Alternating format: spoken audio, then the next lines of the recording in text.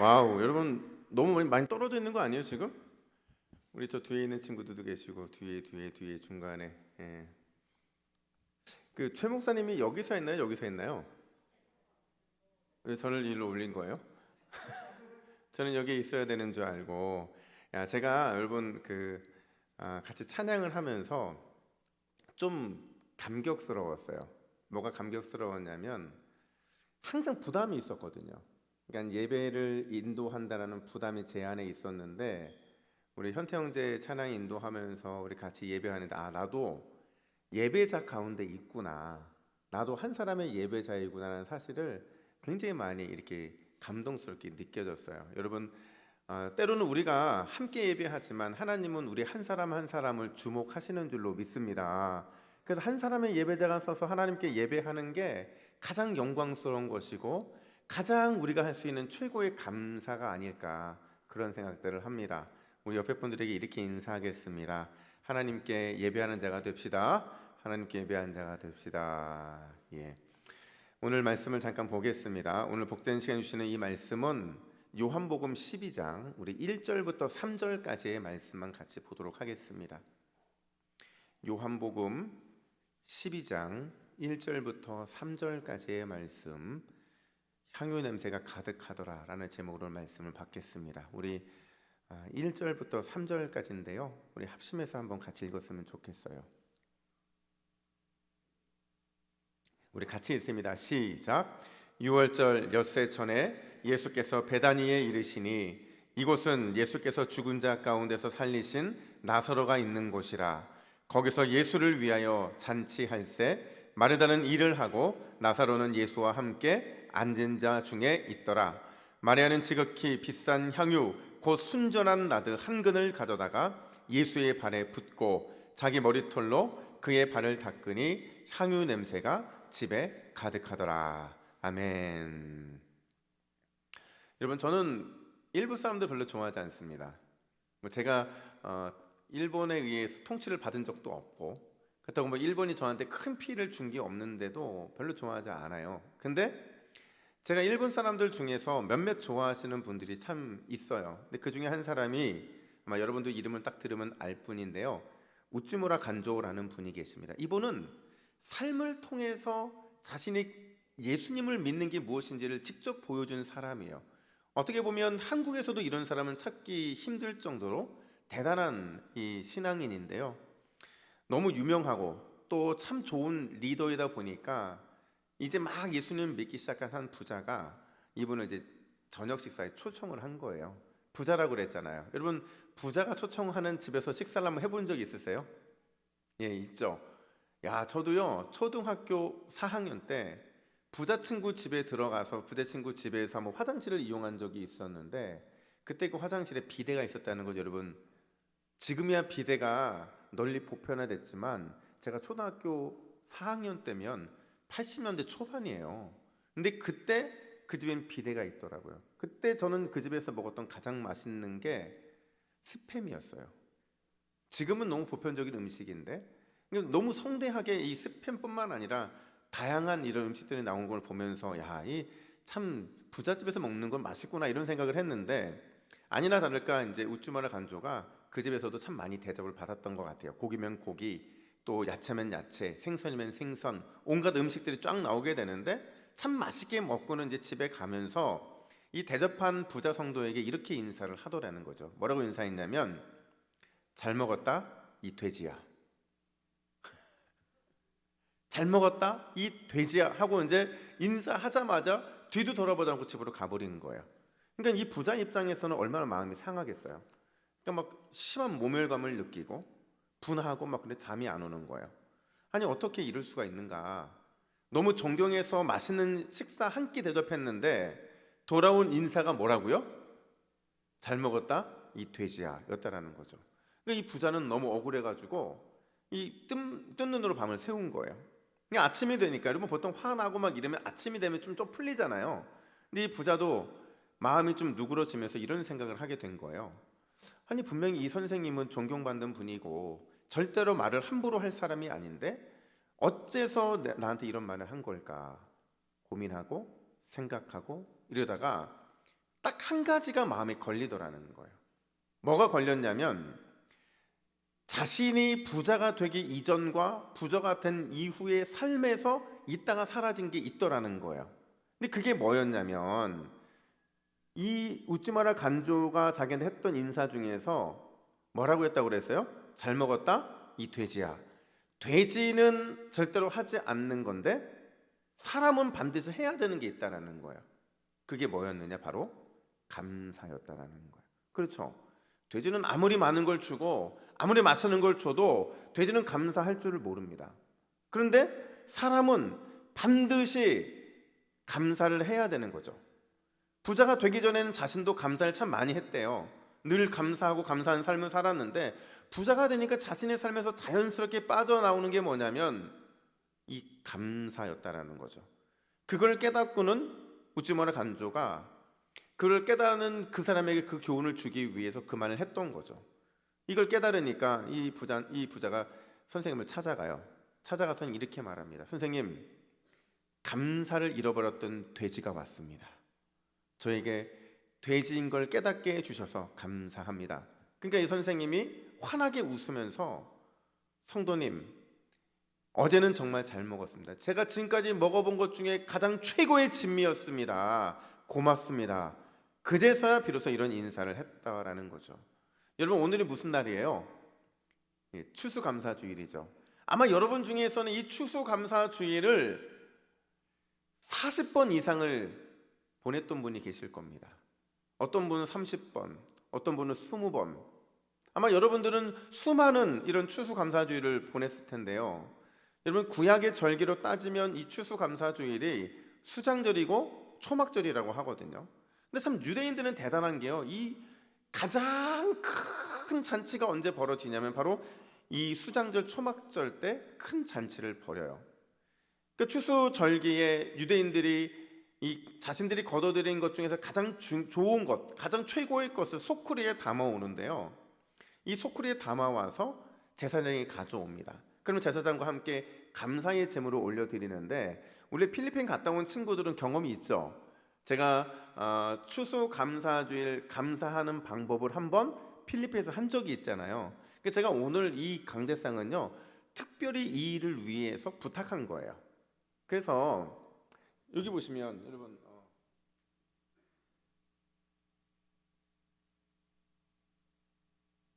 실제로 이렇습니다. 실제로 이런 이 추수감사에 이 귀한 열매들을 가져오는데 이 속에는 그들이 1년 동안 거둬들이기 위해 수고했던 모든 것들에 대한 감사가 담겨져 있어요.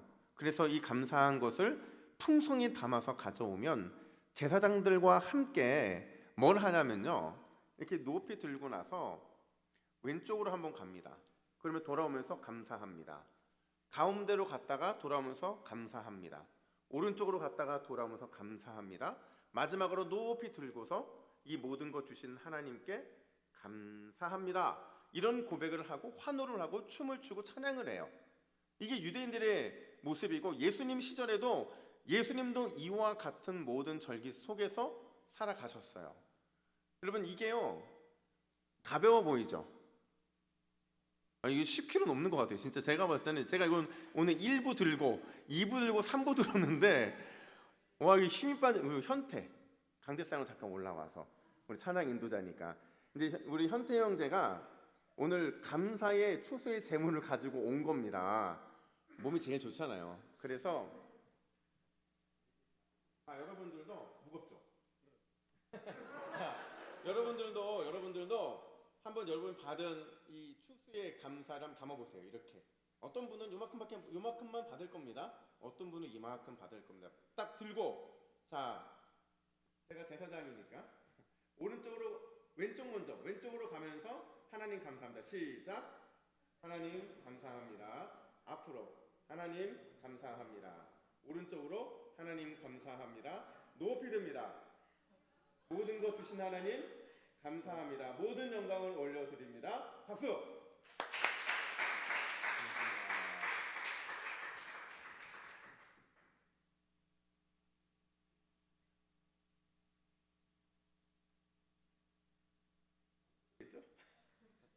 여러분, 이거를 제사장들이 몇 번을 하느냐? 수도 없이 합니다.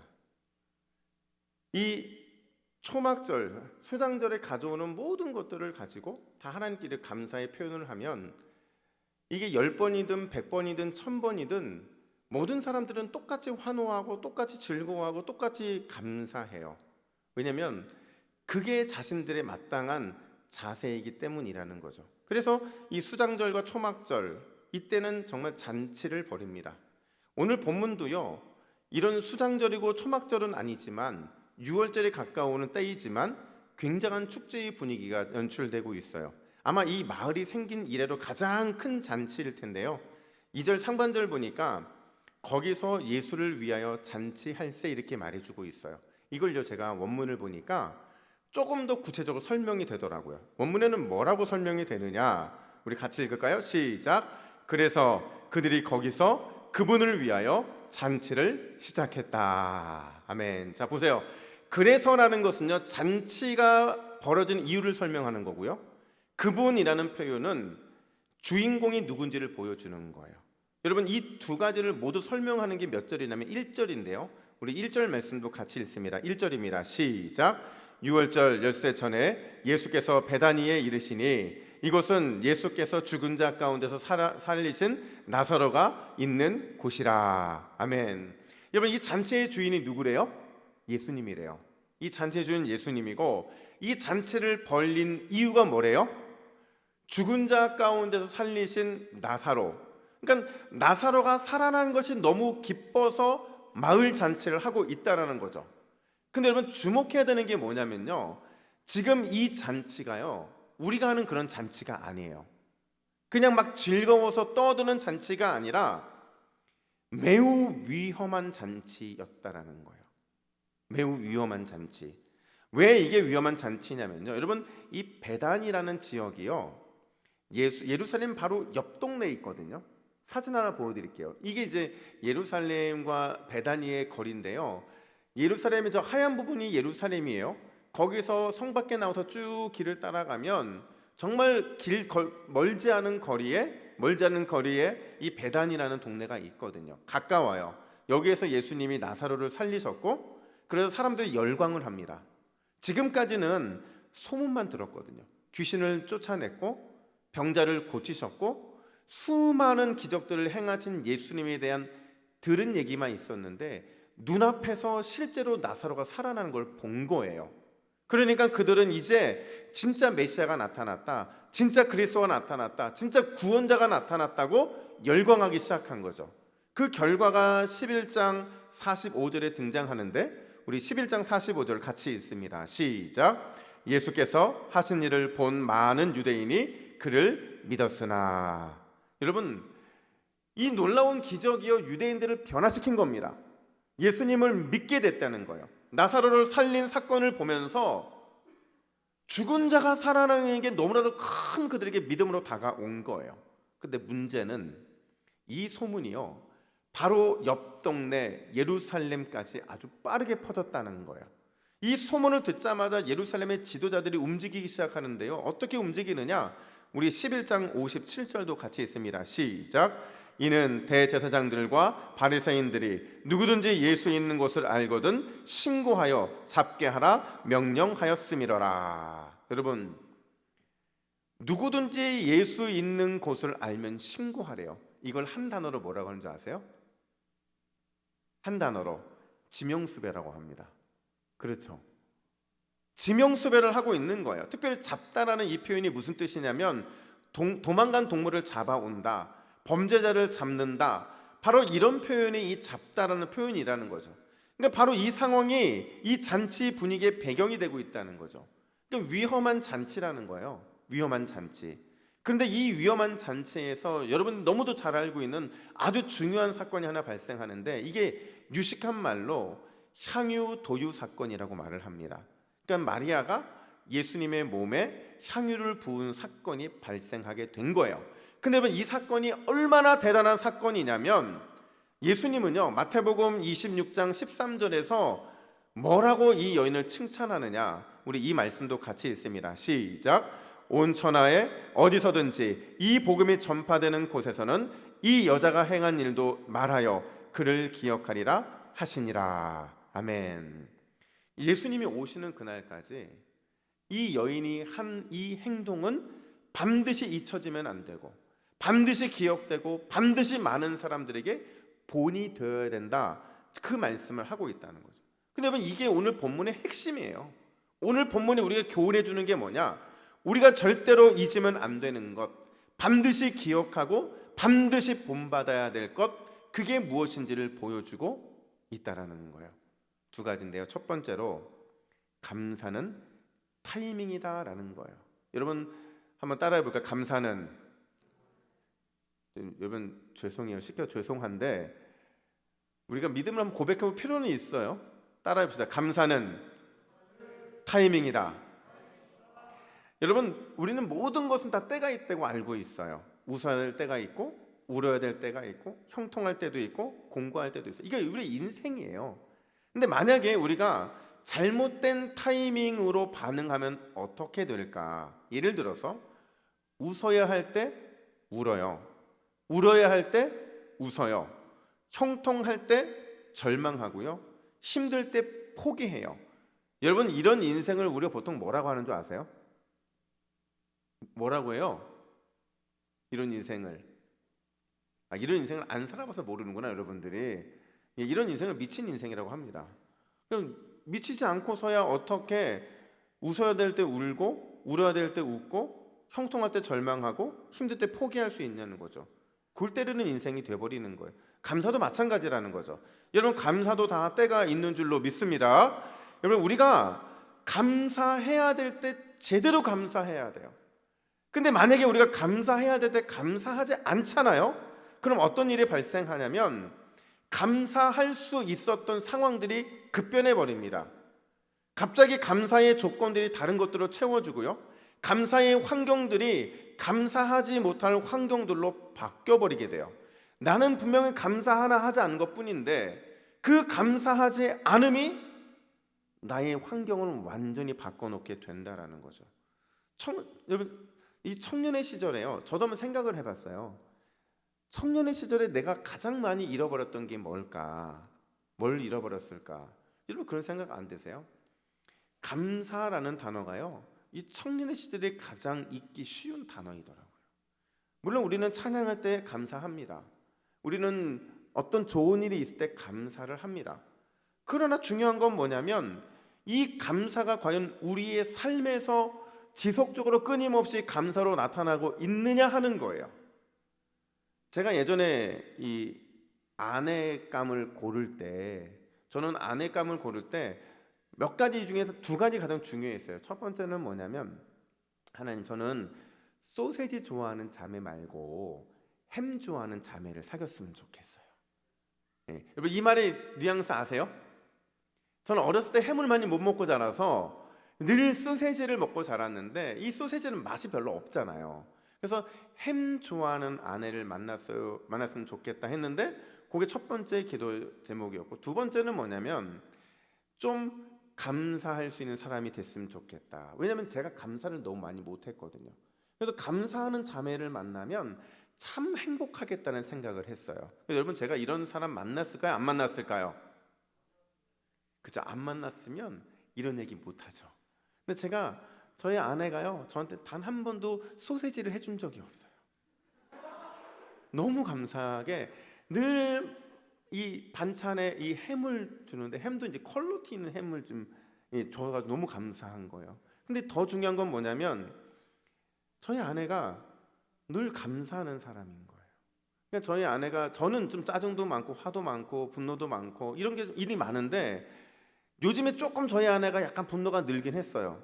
왜냐면 아이들은 많은데 혼자 그걸 돌보다 보니까 너무 짜증이 좀 많이 는 건 있는데, 근데 저희 아내를 늘, 어른들이 좋아하는 이유 중에 하나는 늘 감사하는 아내거든요.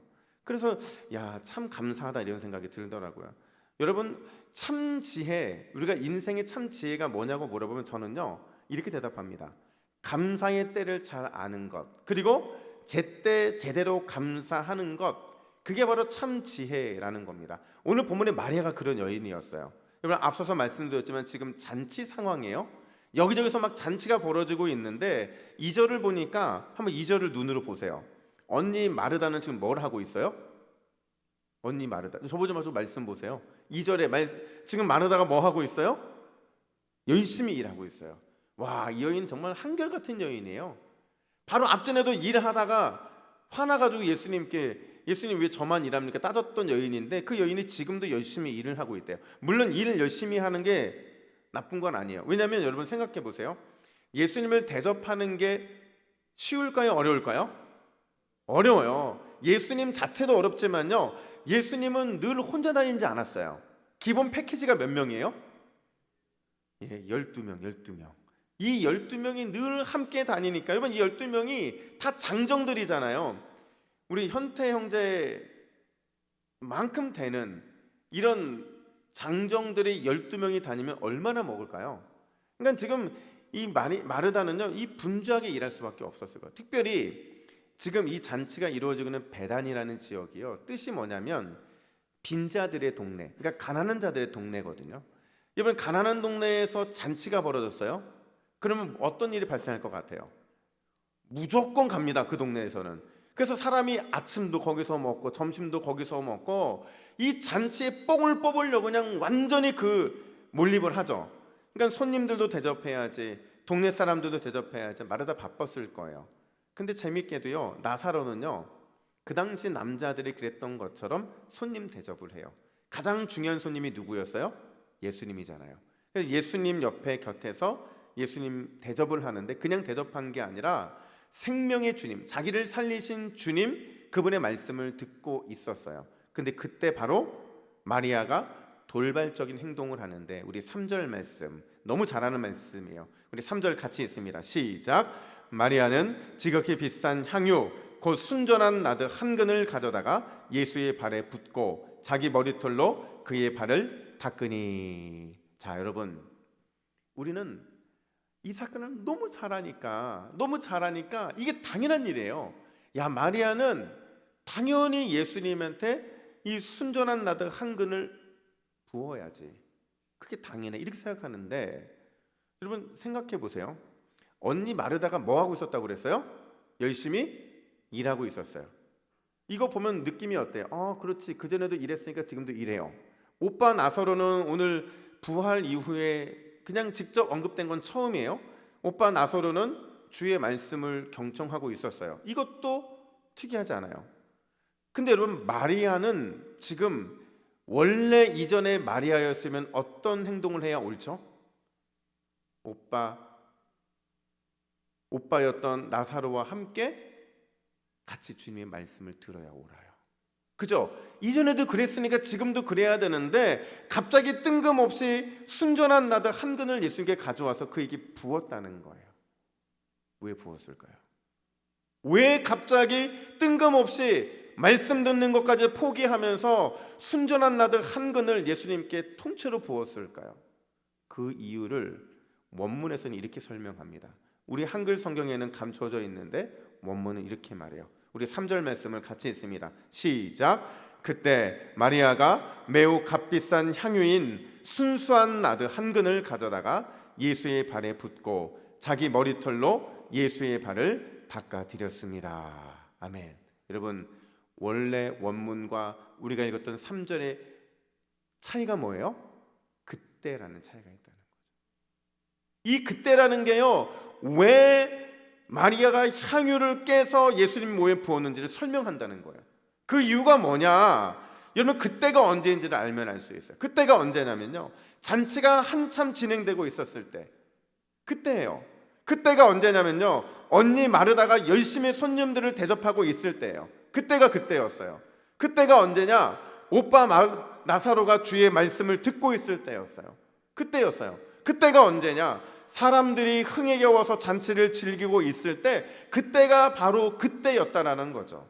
바로 그때 다들 이렇게 잔치에 집중하고 있을 때 마리아의 뇌리를 스치는 한 가지가 있었어요. 이 잔치에 절대로 빠지면 안 되는 것. 이 잔치가 사실은 이것 때문에 있는 거였는데 이거를 잃어버리고 있는 그 한 가지를 깨닫게 된 거죠.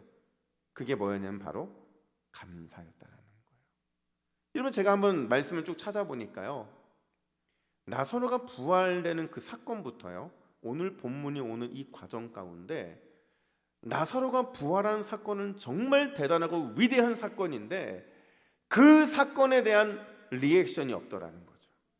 리액션이라는 게 뭐겠어요? 감사잖아요. 우리 오빠를 살려주셔서 감사합니다. 나를 살려주셔서 감사합니다. 이런 감사가 있어야 되는데요, 감사가 등장하지 않습니다. 물론 감사하고 싶었을 거예요. 근데 기회가 없었던 것도 사실이에요. 왜냐면요, 여러분, 나사로가 부활하고 나서 그 소식이 너무 신속하게 예루살렘에 전달되니까요, 예수님이 너무도 빨리 곧장 지명수배되잖아요. 그러다 보니까 자연스럽게 급히 에브라임이라는 이 사막지대로 가시게 되거든요. 근데 문제는 그렇게 가시면서 정작 부활의 기쁨을 경험하고 나서도 감사할 수 있는 타이밍을 잃어버렸다는 거예요. 근데 예수님이 다시 베다니에 오신대요. 오셔서 함께 잔치를 하게 됐는데 지금 그 감사의 타이밍이 다시 지나가고 있더라는 거죠. 그러니까 마리아 입장에서는 이번만큼은 감사의 타이밍을 놓치고 싶지 않았던 거예요. 그래서 마리아는 자신이 할 수 있는 이 최고의 감사, 가장 소중한 순전한 나드 한 근을 감사의 고백으로 예수님의 몸에 부었다라는 겁니다. 여러분, 우리가 인생을 살다 보면요, 사실 이 감사의 타이밍을 놓쳐서 실패한 인생들을 많이 만나게 돼요. 성경도 그랬습니다. 여러분 중에서 혹시 성경에서 감사의 타이밍을 놓쳐서 실패한 인생 누가 생각이 나요? 가장 저한테 생각이 나는 건 누구냐면 광야의 백성들이었어요. 여러분, 광야의 백성들이 그들은 먹었고 우리는 먹지 못한 게 있었어요. 그게 뭔지 아세요? 만나요, 만나. 혹시 여러분 중에 만나 드셔본 적 있으세요? 없잖아요. 이 만나가 왜 여러분들 못 드셨어요? 주셔야 먹죠. 우리에겐 주신 적이 없는데 누구에만 주신 거예요? 이스라엘 광야 백성들에게만 주신 거예요. 얼마나 위대하고 얼마나 대단한 하나님의 특별한 섭리와 배려이고 사랑입니까? 근데 이 최고의 음식인 하늘 음식 만나를 주셨으면 바로 그때 그 타이밍에 감사했어야 되는데 이스라엘 백성들에겐 감사가 등장하지 않습니다. 감사하지 않으니까 당연한 것으로 여기게 되고 당연하게 여겨지자 이제는 감사가 사라진 자리에 뭐가 들어오냐면 고기를 내놓으라는 원망과 불평이 들어오다라는 거죠.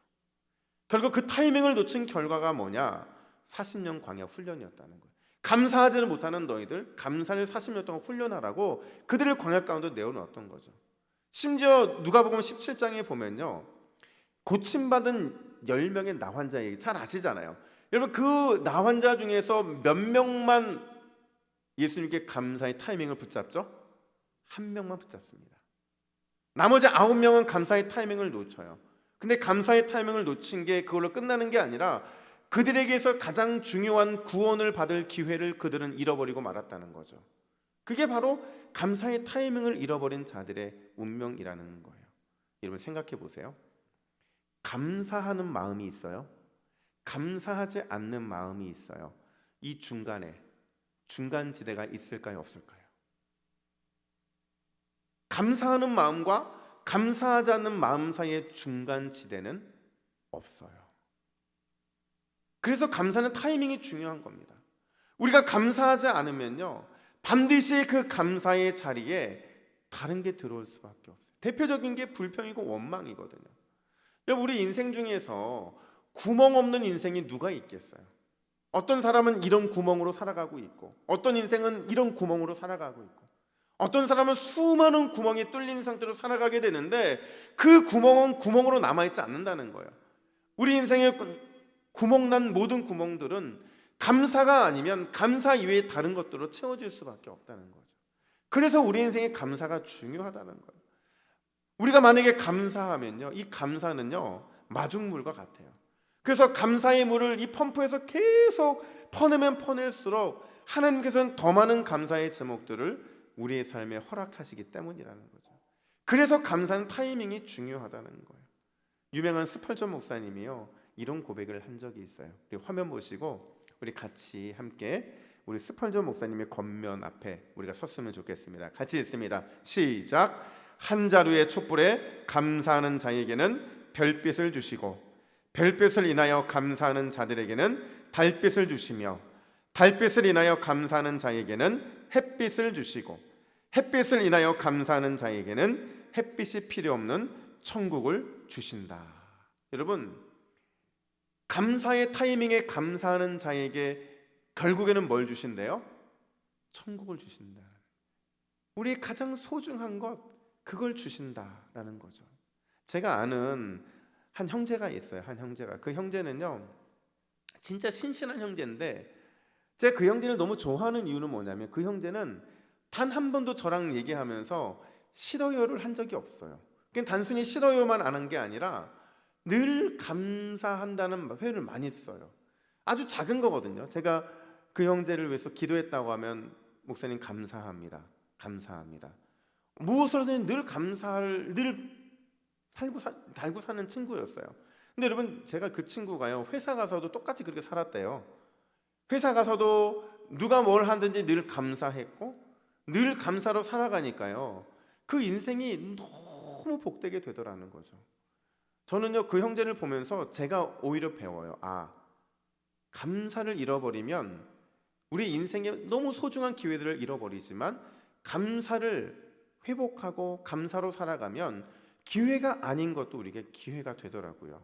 사랑하는 여러분, 감사의 타이밍을 붙잡으시기를 간절히 축복합니다. 언제 감사해야 될까요, 여러분? 지금이에요. 오늘이에요. 이 순간에 감사를 잃어버리면 그 순간은 지나가 버리고 말아요. 감사의 타이밍을 잃어버리고 마는 거죠.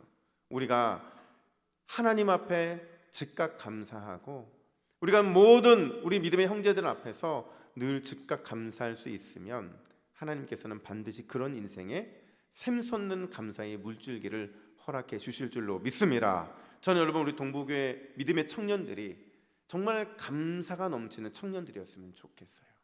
그래서 어떻게 이 서동에서 선한 것이 나올 수 있을까? 선한 것이 충분히 나올 수 있어요. 왜냐하면 우리는 감사하는 사람들이기 때문이죠.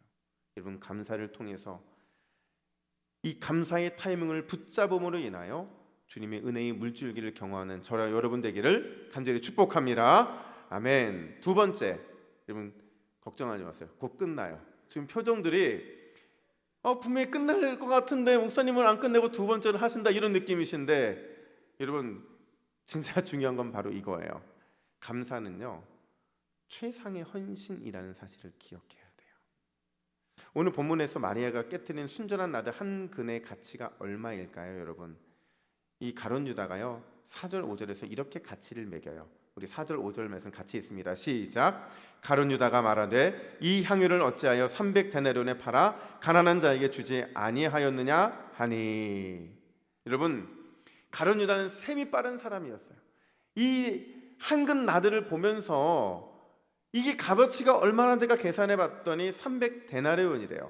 여러분, 1데나리온이 노동자 하루가 벌 수 있는 돈이에요. 오늘날 따지면 보통 한 10만 원 정도 될 겁니다. 그러니까 300데나리온이라는 것은 이 노동자가 1년 동안 벌어서 다 모아야만 300데나리온이 되는 거예요. 이걸 오늘날로 환산하면 얼마예요? 한 3천만 원 되는 겁니다. 그런 관점으로 생각해 보면 어마어마한 돈이잖아요. 이 돈을 상식적으로 생각해 보세요. 가난한 사람들을 위해 팔아 쓰는 게 상식적이에요? 한순간 쏟아 버리는 게 상식적이에요? 믿음을 보지 말고 당연히 가난한 자를 돕는 게 상식적이죠. 그럼 이렇게 질문해 보죠. 여러분, 마리아가 그 가치를 몰랐을까요? 자신이 예수님께 쏟아 부었던 이 한 나드, 이 한 근, 이 값어치를 몰랐을까요? 아니에요. 계산할 줄 몰라서 하는 예수님께 드린 게 아니라 그 가치를 너무도 잘 알고 있었고 너무도 소중했지만 그걸 드릴 수 있었던 이유는 뭐냐면 최상의 것을 드리는 게 진정한 감사이기 때문이라는 거예요. 최상의 것을 드리는 게 진정한 감사라는 거죠. 여러분, 그렇게 본다면 저는 오늘 본문에서 진짜 계산에 밝은 사람, 진짜 제대로 계산할 줄 아는 사람이 누구냐? 여러분, 가룟 유다일까요? 마리아일까요? 마리아예요. 가룟 유다는요, 모든 계산을 세상의 계산대 위에서 계산했어요. 그러니까 상식에 맞게 계산하고 그것이 최고의 가치라고 여겼는데, 마리아는요, 세상의 이 계산대가 아니라 예수님의 생명 계산대의 그 위에 자신의 순전한 나드 한 근을 올려놔요. 그랬더니 그 결과가 뭐냐면, 예수님의 생명의 대가에 비하면 내가 드리는 이 순전한 나드 한 근은 아무것도 아니었다라는 거죠. 정말 아무것도 아니었다라는 거죠. 예수님의 생명이 어떻게 3천만 원을 바꿀 수 있으며, 예수님의 이 생명이 어떻게 300데나리온에 바꿀 수 있겠냐는 거죠. 여러분, 이게 진정한 감사라는 거예요. 우리가 감사하면서요, 늘 감사합니다, 감사합니다 말로 고백하지만 늘 기준이 뭔지 아세요? 조건이 늘 세상 계산대 위에서 감사한다는 거예요. 세상적인 조건과 세상적인 채움과 세상적인 유익, 그게 모두 우리의 감사의 조건이었다는 거죠. 여러분, 여러분들에게 정말 잘생기고 정말 괜찮은 형제들이 남자친구로 주어지기를 간절히 축복합니다. 안 믿는 분위기, 형제도 마찬가지예요. 여러분, 지금까지 만나봤던 가장 아름다운 자매와 가장 성품 좋은 자매가 여러분들에게 좋은 여자친구로 나타나게 되기를 축복합니다. 그죠? 아멘 하신 분은 반드시 주어질 것을 믿습니다. 근데 여러분, 그건 조건이에요. 그런 자매 주지 않아도, 그런 형제 주지 않아도 감사할 수 있는 게 진정한 감사라는 거죠. 여러분, 하나님이 진짜 원하시는 감사의 기준은 뭐냐? 내가 드려도 내 모든 걸 다 드려도 날 위해 죽으신 예수님에 비하면 이 모든 것은 아무것도 아닙니다라고 고백할 수 있는 이 고백이 하나님이 진짜 원하는 진정한 감사의 기준이라는 거죠. 그래서 여러분, 감사를 다른 말로 바꾸면 저는 은혜라고 믿습니다. 감사와 은혜는 늘 같이 가는 거예요. 늘 같은 동의어라는 거죠.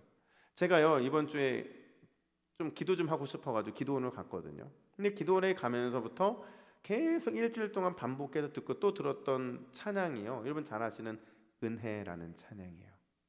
이 은혜라는 찬양을 제가 좋아하는 이유 중에 하나는요, 부산에는 제가 어떤 밴드가 가장 기독교 밴드가 유명한지는 모르겠지만 대전에 있을 때 여러분 아이빅 밴드라고 들어보셨어요? 지선 사역자가 있는. 근데 이 아이빅 밴드가요, 원래 뜻이 뭐냐면 I believe in God이에요. 근데 제가 이 밴드를 너무 좋아하는 이유는 뭐냐면, 이 밴드가요, 모두가 다 간증이 있어요. 찬양을 인도하는 사람도 간증이 있고, 드럼을 치는 사람도 간증이 있고, 베이스 기타 모든 악기를 다 하는데 그들이 다 간증이 있어요. 그 중에서도 특별히 이 작곡자살 하시는 우리 송경민 목사님의 간증, 이 간증을 제가 들으면서 참 많은 은혜를 느꼈어요. 이 목사님이요, 이 은혜라는 곡을 만들면서 자신이 받았던 것들을 쫙 적기 시작했대요. 이것도 은혜, 저것도 은혜, 저것도 은혜, 쭉 은혜를 적다 보니까 자기의 이 은혜됨의 조건들을 따져보니까요, 다 세상 이 계산대 위에 있는 것들이라는 거죠. 그래서 이 곡을 다 지워버렸대요. 짓고 나서 다시 어떤 관점으로 이 곡을 접근을 했냐면, 은혜가 아닌 걸 찾아봤다는 거죠. 내 삶에 은혜가 아닌 게 도대체 뭘까? 그러다가 찾았던 답이 뭐냐면, 은혜가 아닌 게 아무것도 없더라는 거예요. 은혜가 깨닫게 되는 그 순간에 갑자기 자기 입에서 탁 튀어나온 단어가 있었는데, 그게 바로 감사였다는 거죠. 그래서 제가 이 간증을 들으면서, 아, 맞다, 은혜는 감사구나, 은혜와 감사는 늘 함께 가는 것이고 같이 해도 상관이 없구나. 그래서 제가요, 이 은혜라는 찬양에 감사를 넣어서 한번 불러봤어요. 한번 가사를 들어보세요. 내가 누려왔던 모든 것들이, 내가 지나왔던 모든 시간이, 내가 걸어왔던 모든 순간이 당연한 것 아니라 감사였소. 아침 해가 뜨고 저녁의 노을, 봄의 꽃향기와 가을의 열매, 변하는 계절의 모든 순간이 당연한 것 아니라 감사였소. 모든 것이 감사, 감사, 감사, 한없는 감사. 내 삶에 당연한 것 하나도 없었던 것을 모든 것이 감사, 감사였어. 그럼 똑같은 은혜가 임하지 않습니까? 똑같은 은혜라는 그 단어가 감사로 바뀌었을 뿐인데도 여전히 이 찬양은 우리에게 은혜를 말하고 감사를 말하더라라는 겁니다. 여러분, 오늘 본문의 결론이 그거거든요. 여러분, 모든 것이 감사, 바꿔 말하면 마리아가 감사의 타이밍을 붙잡았어요. 모든 것이 은혜임을 깨닫고 자신의 가장 소중한 순전한 나드 한 건을 감사로 드리자 어떤 일이 발생했냐? 향유 냄새가 온 집에 가득했다, 이렇게 말을 해요. 향유 냄새가 온 집에 가득했다. 이건요, 이 가득했다는 건 감동됐다는 거예요. 이 가득했다는 것은 감격했다는 겁니다. 이 가득했다는 것은 감탄했다는 거예요. 이 향유 냄새가 가득했다는 것은 지식적인 가득이 아니고요, 우리가 잠깐 경험한 그런 경험이 아니고 평생에 잊지 못할 것들로 그 안에 있는 사람들이 체험을 받았다는 거예요. 여러분, 하나님이 이 추수감사 주일에 우리에게 원하는 것은 바로 이런 감사인 줄로 믿습니다. 저는 여러분들이 그 어떤 향수를 뿌리는 것보다 감사의 향수가 진하면 진할수록 많은 사람들에게 감동을 주고 감격시키고 감탄하게 만들 수 있다고 믿습니다. 여러분, 청년의 때 가장 잊기 쉬운 단어가 뭐라고 그랬어요? 감사잖아요. 오늘 그 감사를, 감사의 타이밍을 붙잡고 하나님 앞에 우리의 가장 소중한 순전한 나들을 올려드릴 때 하나님은 그 냄새를 온 집에 가득하게 하실 줄로 믿습니다. 많은 사람들에게 가장 좋은 것들로 드릴 줄로 믿습니다. 아멘.